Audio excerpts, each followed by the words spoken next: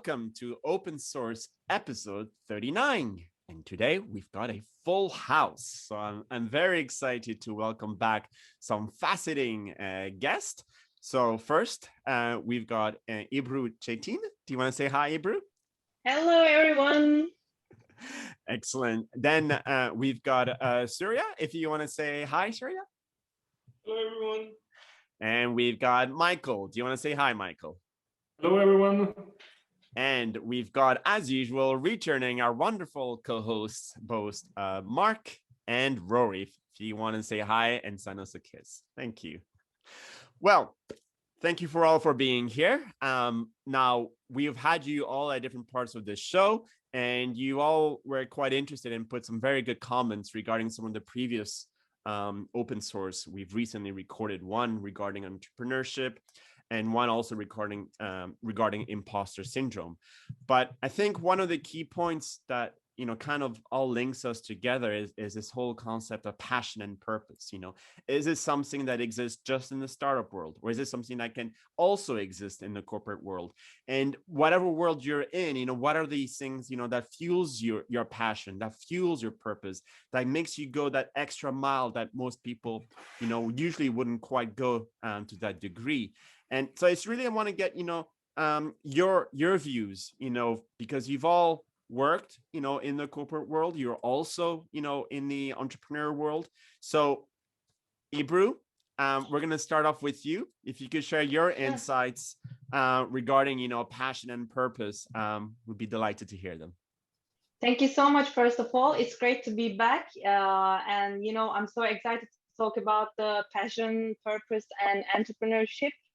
Because, you know, for me, life is not about finding yourself, but it's about creating yourself continuously. And I believe that this has a correlation with entrepreneurship, because in corporate world, you continue to do the work as you have been told. But if you're an entrepreneur, you create your own way to do, you know, better for yourself, for your company, for the community. You want to do something great, you know. But you know, it's not always easy, because it requires courage and awareness, you know, to follow your passion and, you know, to chase your dreams. Because we make our world significant by the courage of our questions and the depth of our answers. So this is really, you know, something we need to think about it, I believe, first of all. No, brilliant. And I could see, Michael, you were nodding away. Do you want to add some thoughts to that? Yeah, so thank you very much again to be on the show. And entrepreneurship, I guess it's all about passion, as Ebru is highlighting as well. If you don't have passion for what you're doing, then I guess don't do entrepreneurship, because otherwise you're going to be somewhat or very disappointed. Let's not forget that the passion is actually what gets us through to entrepreneurship, because we have both highs and lows. Yes. And it's in the lows where you see a potential path forward that pulls you out of it, and you know what's going to happen. And one thing I would also be highlighting, as Ebru was mentioning, it's the great thing about entrepreneurship or being your own boss is there are no excuses. If something is not happening, there's only one person to blame. So true.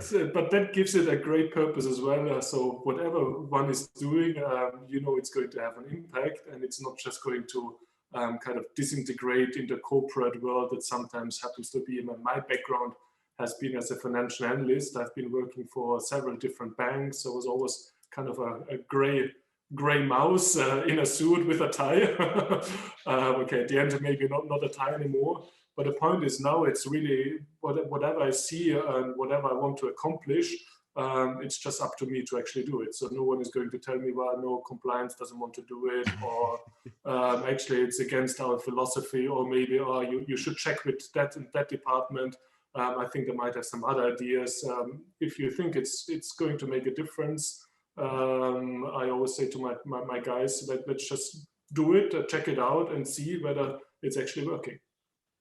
No, it's very good points in there. And Surya, also, I saw you nodding away. Do you want to add your thoughts to it? Yeah, you know, I would like to focus on a little, you know, something a little different than what others spoke. This is just a personal viewpoint. You know, when it's something, when I hear the word entrepreneurship or entrepreneur, it's not kind of a feeling that actually gives me that push. We can't hear you very well anymore. Something happened. Yeah, perfect. Am I audible? Perfect. Yes, thank you. Yeah. Okay. So I would just like to focus on something different than what others spoke. The reason being is, when I hear the word entrepreneurship, it's something, doesn't give me that push, that real zeal. So we need to really come out of this word of called entrepreneur. So although it holds good meaning, but in today's generation, it looks like a just a members only club. So just do what you love, just do what is meaningful in your own terms, and get paid for it in terms of profit. That's what I really want to start with. Now the second thing is, when you talk about passion and purpose. So what is passion? The foundation, if you start with, is it's about emotion, it's about the motivation and what makes us feel good about whatever it is. And the purpose is the reason. So passion, it can be, it is just a random thing, goes all over. But when purpose comes in, it becomes more focused, isn't it? So if I, just to relate it with an example of, again, of someone who is starting up, is, for a starter or for a startup founder, um, to do great work, the person need to feel that they're actually making a difference. So one, or if I say, you are putting a meaningful, once you have to make a meaningful difference, or rather, I remember I did mention this in the comment a couple of weeks back, that you're actually putting a meaningful dent in the universe. So that is something important to you and to others. And the real push, the real zeal behind your startup, that those things would relate to the combination of passion and purpose. So once, if I'm a startup founder, if I really think I need the particular product or a service, I feel it, I really understand it, and that's when I can bring it to the world to make them also feel the difference. So otherwise, it's just going to be, just you just want to start up for to offer something, and then you want to sell off and make some bucks out of it. So nothing, it's not going to make a real difference to the real honor of starting up something. No, there's some good points, and I see Mark, you're smiling away. I have a feeling there's a question you want to ask. Well, first it's an observation. So yeah, one of my two companies, I guess the second one with my partner Mark, Entrepleo, is, our purpose is to help ventures, startups, and the people that invest in them be more successful. So we've spent a number of years modeling entrepreneurs and their behavior. And again, a number of things that just came out from the group that are really interesting. So we talk about some of the key things around ownership. So having some control and influence, making a difference around this, having freedom and choice. As Surya talked about, making a dent, making a difference on these. A lot of classic kind of traits around this, and it's not about making money or being rich or famous. It's about being driven by some intrinsic purposes, about making a difference, and that passion piece comes from inside. It's not the extrinsic, for the want of recognition or reward about that. People are really doing it for purposes that they're deeply connected with. And I would still say that can happen inside an organization as much as outside. But as Michael described, when your passion and your direction and the level of control that you want is not afforded by the environment that you're in, then you have a couple of choices. You can continue to stay the grey mouse in a suit and a tie, or you can take some gutsy, courageous action and decide that you feel so strongly about it, you're going to take it outside. So I guess my question to everybody here is, was there a moment with your latest ventures that was that moment? Because I mean, Rory and I talked about seeing Waleed's moment, but was there a moment for all of you that you said, now's the time, this is it?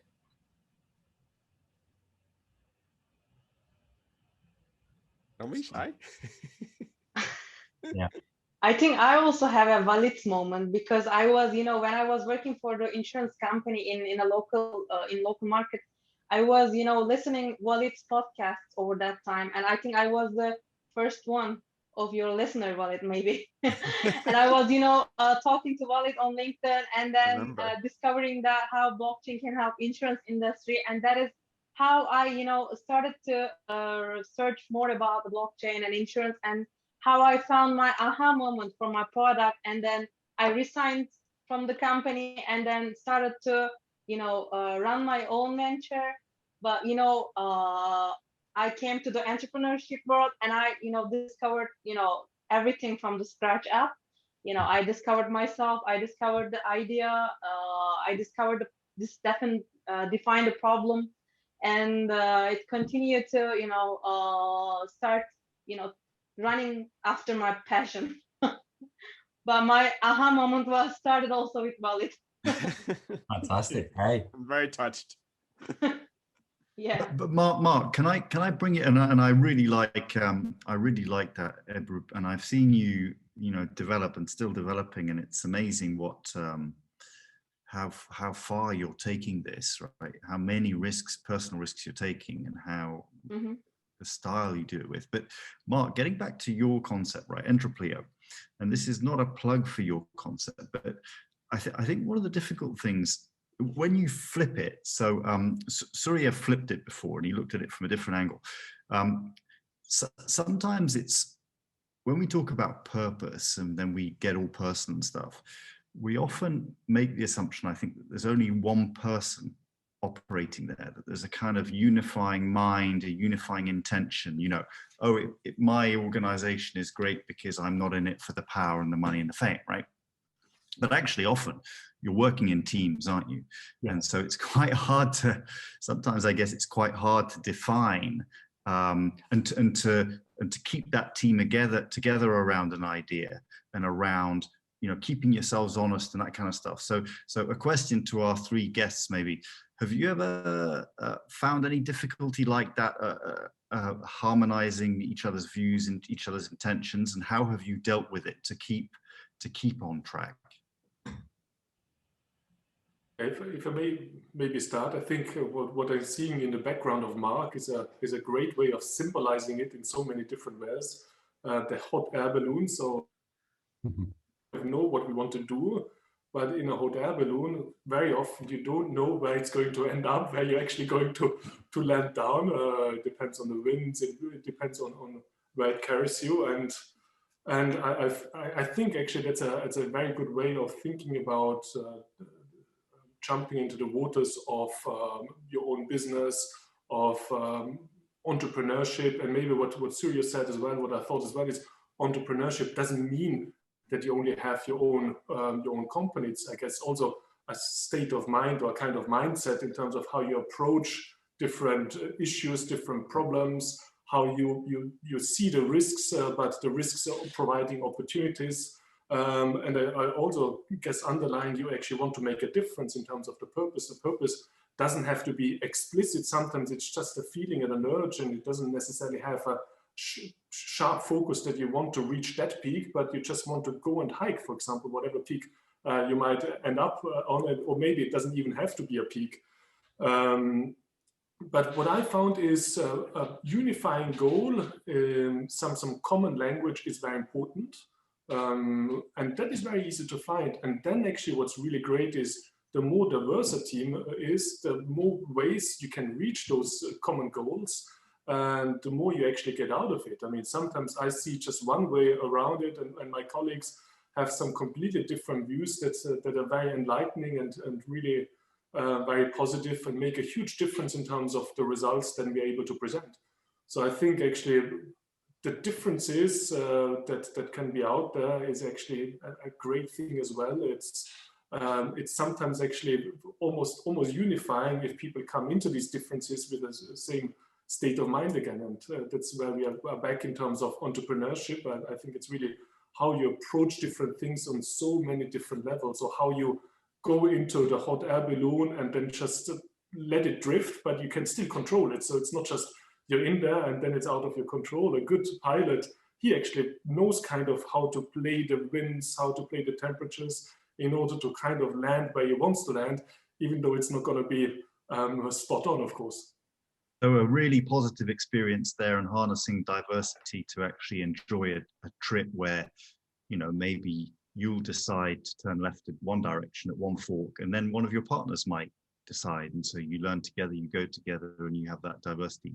Ebru, same positive experience for you all the time? You know, it's like we always talk about how you connect people, you know, and how you manage their expectations, because everyone follow your passion for the different purposes. Like, as we are talking about passion and purpose, not everyone is always, you know, running after passion, but some of us running after, you know, purpose. And it's about how you help people to how you inspire people to be better, you know, because in corporate world, how can I say, some of us maybe are running after the, you know, financial expectations, and if you're in corporate world, you don't worry about it. But in a startup world, you have to, you know, take care of your team, and you have to manage their expectations. So it's a, you know, question of how are you managing them. I want to come back to this point about passion, because we know we identify passion and purpose. And I think in a corporate world, you can have purpose, but I don't know if you can have true passion, consistent passion, or sustainable passion. At least I've been in many corporate environments, and I find passion, you know, is a PR sticker. It's not usually facilitated or maintained. It's usually stifled quite often. That's my experience, and I know, as running, you know, a startup or any kind of venture, your passion can go free, right? To quite a much larger extent than you can in a corporate world. And I was curious, you know, to get your views on that. Do you think I'm totally wrong, or do you think it's, you know, similar to your experiences? Or what do you guys think? You know, I would like to just, you know, rewind back a bit of what Rory and Ebru have you know, pointed out a couple of minutes back. So Rory was talking about the harmony part, you know, the mindset, the perception. Be it you're an entrepreneur, you're a startup owner, or you're even you know, an executive in a multinational.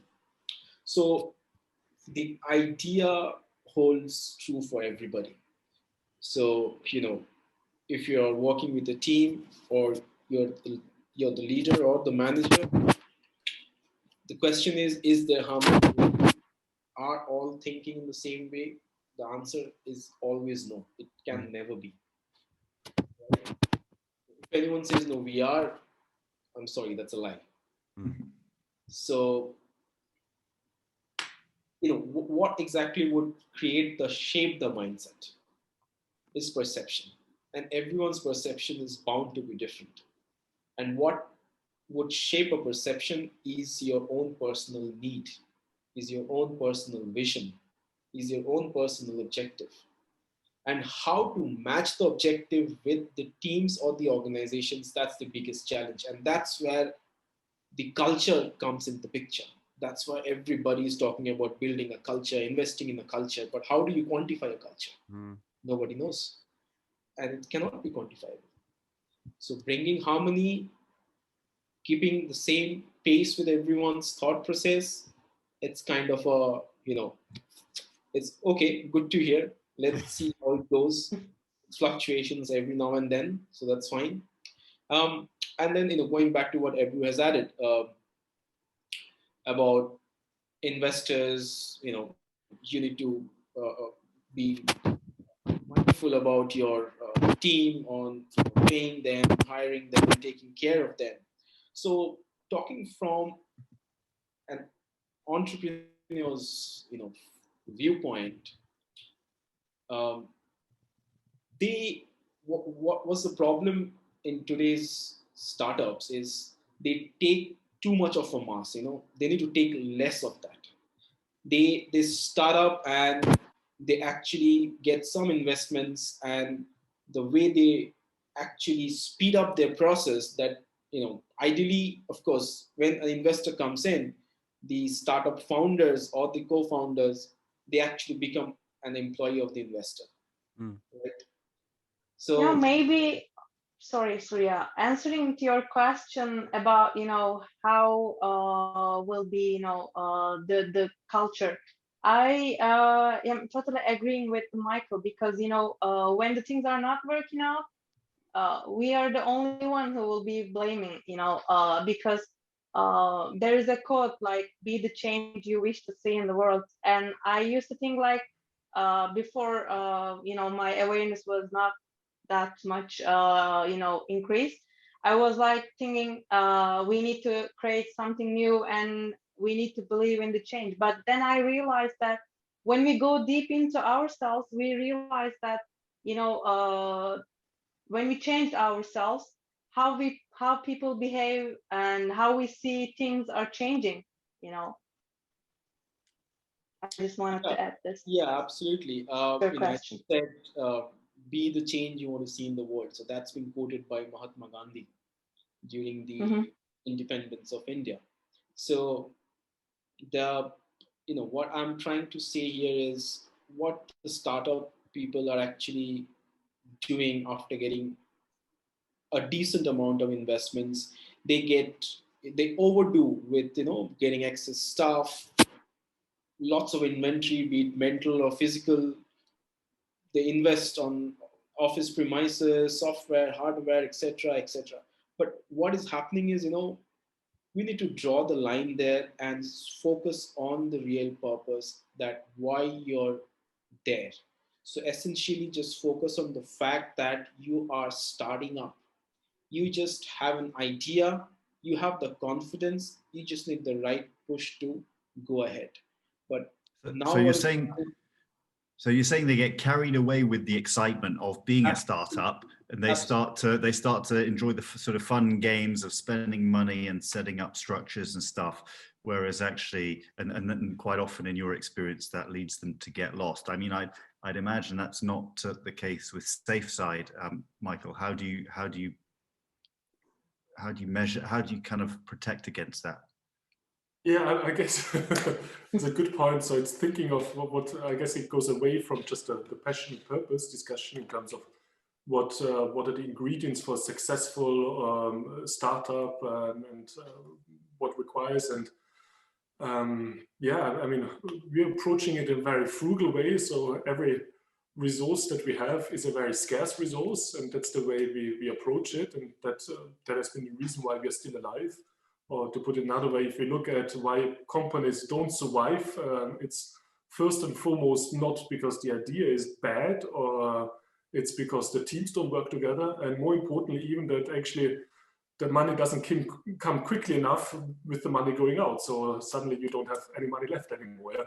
So that really goes into the point that Surya is making, that we are seeing, sometimes I've seen people as well, they get some investors, and they just hire like crazy, like there's no before, they scale up already, even before they actually have the first client sometimes, and that I find sometimes can be a good risky entrepreneurial risk to take, if you think, well, we need to move so fast in order to really get into the market and be the first and so on. But it can be very dangerous as well, because actually you might run out of money with all the expenses that you're building up before actually any money comes in, and then either you're left with down rounds or with no rounds anymore. So you asked how we are managing it. So we are managing in a way that we are trying to really be very focused on how we are spending each valuable resource that we have. Yeah, I mean, I worked for a well-known startup. I was recruited to be their head of site, and a big lesson I learned during that time there is a startup that is overly funded, that has way too much funding than what it needs, has a high risk of failure. It kills creativity. It kills the sense of urgency. There's, this hustle to try and get things. This, I would say, Nelly, this desire to prove yourself. As a startup, you're here to prove, if actually your purpose, what is it you're going after? You're here to prove that you can achieve it, that you can do it. But if you've got all this funding, you relax, you kind of lose that edge, you're like, yeah, I'm going to get my free fruits from the free fruit basket. I'm going to get my coffee from a super nice coffee machine and all these other stuff that you get, and it does kill, I find, a lot of the startup spirit. I don't know if anyone else has had experiences like that. Well, I definitely agree, but I would like to add that, desiring something and making it happen only, happens with discipline. Of course. So if you lose your discipline, so you're starting up, but you're not staying as a startup. You have to be scale up at one point, and to get into the corporate world way, actually, somehow. Mark? Yeah, what I was going to say is I don't actually think the overfunding was the root cause of it. So it's the response to it, or actually in the first instance, looking to raise that amount of money and not realizing you need that. So what I'd say is underneath it, there are some really key traits that successful teams need and successful individuals.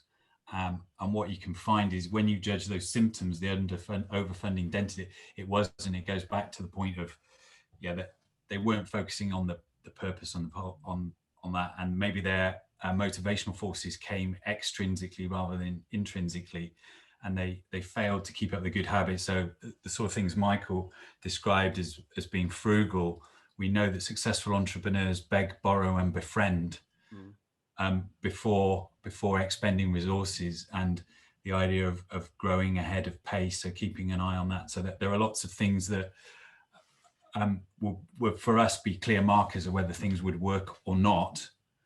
And so, it isn't, and it goes back to your previous point, I don't think there's a simple rule for this. And I know this because we've literally studied hundreds and hundreds of papers and lots of organizations, because if it was that obvious, it would be clear, in the same way that it isn't like this in corporate and this in a startup, because don't forget, every corporate was a startup at some point. And every startup has to grow up at a point and change. Why is it that some are able to be successful and some aren't? Again, I think it goes back to a number of things that people have talked about: discipline, purpose, passion, maintaining it, having that energy, having that drive, having that flexibility. The idea is, once you've got some altitude in the hot air balloon, you can see that you can change direction enough because you see a bigger landscape than when you first started. But you've all got to work together to gain that altitude, and you've got to kind of earn that right. And when you can align on the direction, you can be flexible on the how. Very good words of wisdom. And I realize, we're approaching, the half an hour for our our open source. So in terms of conclusion, and apologies, we didn't do this at the beginning, but it'll be great if you could, each one of you, give us, a quick little introduction on your startup, and also tell us, what is the purpose of that startup. So Ebru, do you want to go first? Thank you so much, Walid. I'm the co-founder of CoSure, which is aiming to help insurance industry to transfer risks digitally. Great, thank you. Just simple words. Simple words. Surya, do you want to go next? Yeah. So I started Insuretech story. So the primary purpose of the platform is to bring in all Insuretech lovers and discuss their thoughts, their priorities, and what they think, how they would like to shape the industry, particularly in the southern, the southern part of the APAC region. Great, no, thank you for that, Surya. Michael, Yes, so I'm co-founder of Safeside, and Safeside is a platform where anyone can inform themselves about life insurance, what it is, how it works, whether they need it, and if they need it, they can apply for it fully digitally within 3 minutes on our platform. So after 3 minutes, they are covered. Brilliant. Brilliant. Actually, Mark and Roy, do you want to also say a few words about your startups? Sure. Go on, Rory. You're further down the track for me, so you first. Well, not that much further, but my startup is called Simplifier, and its purpose is, our tagline is helping the world to agree. So what we're trying to do is we're trying to take the difficulty and the friction out of concluding written contracts. That's it. Thank you, Rory. Mark? So me, having gone for ages working for corporates and now 2 companies, so I've got Resilient Changing, which is me helping organizations navigate change and transformation, and it's in our tagline. So it's about competence, confidence, and commitment, all delivered with care, because I think the care side is really important for people. And then Entrepreneur, with my partner Mark, is the fusion of entrepreneur and Klien, the Greek for more. So our aim is to make entrepreneurs more successful and turn that failure rate around. So where 90% of businesses fail, we increase their chance of success. Excellent. Well, mine is Rebalance Earth, and we're here to value, protect, and enhance biodiversity by reimagining the carbon offsetting markets. But if you want, the short story is we're here to save the planet. So on this note, I'm going to thank you all for participating in this wonderful open source episode. If you, the audience, want to participate in any of the forthcoming episodes, please don't hesitate to reach out to us. We'd love to have you on the show. But for now, we're going to wish you all a wonderful rest of your day or evening, and we'll be catching up with you very soon. Take care, everybody. Bye-bye. Thank you so much. Bye-bye. Bye.